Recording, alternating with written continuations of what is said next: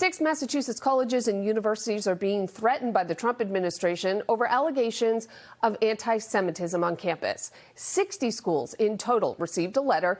All learned they are now under investigation by the Department of Education, which is warning of potential enforcement. Secretary of Education Linda McMahon says the schools could lose funding if they don't protect Jewish students as required under federal law.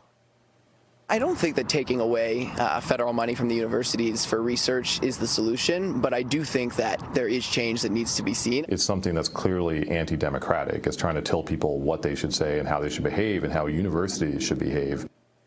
As of now, the Harvard Media Relations Office has not responded to our request for comments, but let's get some added context to this story. NBC10 political commentator Sue O'Connell here now. Sue, anti-Semitism, it's real, it's ugly, it's on the rise, but is cutting federal funds for public colleges the right way to go about it? Because it's also a part of Project 2025. That's right, JC. And of course, anti-Semitism on college campuses is serious and requires attention. But it's worth noting, just for balance here, that presidential administrations commonly leverage federal funding as an incentive for institutional compliance. However, this federal funding threat seems to be less focused on actually addressing the anti-Semitism specifically and more aligned with the objectives that are outlined in Project 2025, the Heritage Foundation's conservative presidential agenda.